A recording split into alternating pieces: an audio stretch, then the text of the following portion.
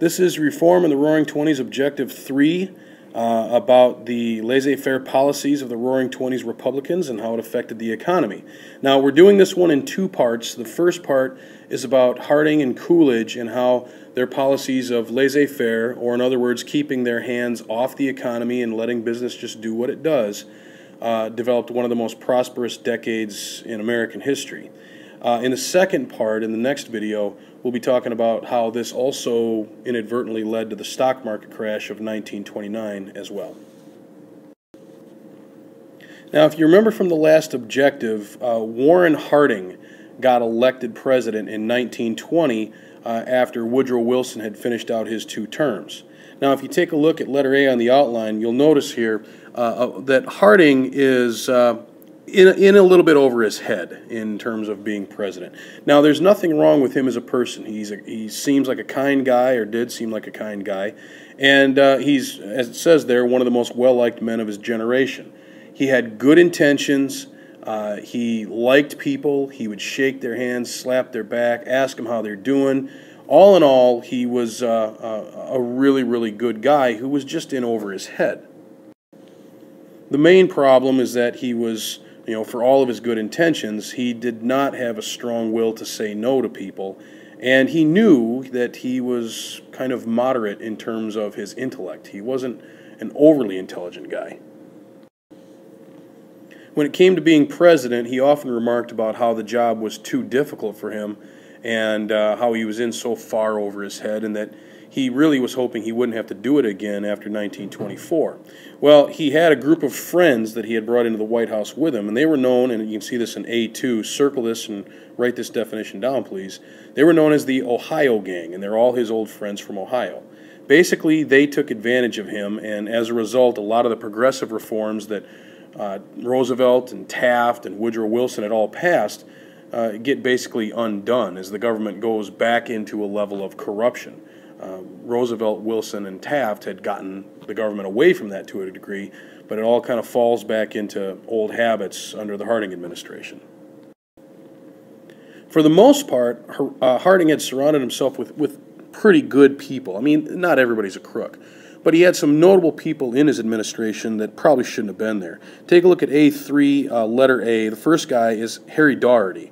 Now, Daugherty was named Attorney General of the United States, which is basically the government's lawyer, the head prosecutor of the country. But you're going to find out later that he turns out to be a crook and an embezzler in his own right. And another government appointment that didn't make a whole lot of sense was this guy, Albert Fall. Albert Fall is a guy who was Secretary of the Interior, which basically puts him in charge of the environment. The problem was that he was not a conservationist by any means. He had no problem drilling into the ground and taking whatever he could take. Kind of an odd guy to have in charge of environmental concerns. Despite the fact that Harding isn't always surrounding himself with the best people, things are still going fairly well. He wasn't always real sure what to do with the economy, so he did the one thing that he knew to do, which was keep his hands off the thing. His policies were very laissez-faire. He pretty much let business do whatever business wanted to do.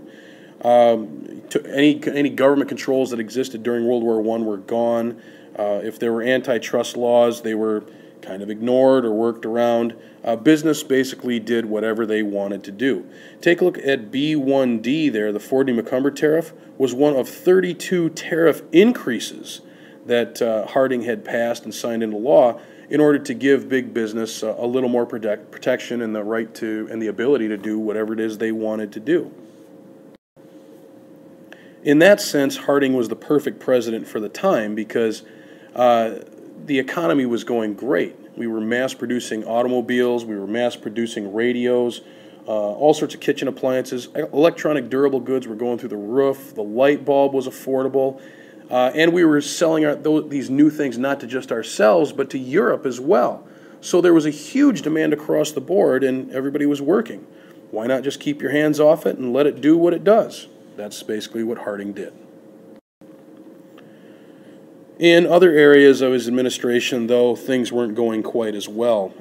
In the U.S. Supreme Court case Adkins versus Children's Hospital, Women found out that they no longer had necessarily union protections at work. And if you take a look at B3, there are a number of scandals that take place during the Harding administration. Once again, he's for the most part unaware of these things, just like U.S. Grant had been after the Civil War in his administration. But what was going on are pretty dastardly. I mean, the head of the Veterans Bureau is embezzling $200 million from veterans of World War I. That's not good. And Daugherty, his attorney general, starts selling pardons. He starts, to the highest bidder, selling presidential pardons so that people can't be found guilty of certain crimes, and making money off it, which is bad. He's also selling liquor permits during Prohibition, which is a time in history when they weren't supposed to be buying or selling alcohol. And he's selling liquor permits, all for personal finance and things like that. But the most egregious offense was the Teapot Dome scandal. Now, here's a picture of Teapot Dome in Wyoming, which was a land of various oil reserves that the government owned, as well as this place right here, Elk Hills in California, more good oil deposits that the government had under their control. The problem had to do with Albert Fall, his Secretary of the Interior. Fall found a way to have these two prime oil commodities, Teapot Dome in Wyoming and Elk Hills in California, moved under his jurisdiction as the Secretary of the Interior. In the process, he decided he was going to lease these oil fields to two guys for what was called a $400,000 loan. That would be over $1 million in today's money that Albert Fall pocketed for himself. He took government land and leased it to private enterprise for his own profit. Now, as you can imagine, a couple years later, when word got out about this, there was really nowhere to hide from the old Teapot Dome oil scandal, as they called it, and it made Harding and his administration look even worse. Unfortunately, Harding never got a chance to fix these problems. He passed away in 1923, a year before his potential re-election campaign, and most people remembered him as a good guy. They genuinely liked him, but they basically felt that he had been manipulated by a lot of his so-called friends, and the scandals that mark his administration are the things that Harding is the most remembered for. All in all, he's not a bad guy, just kind of misguided by people that he trusted.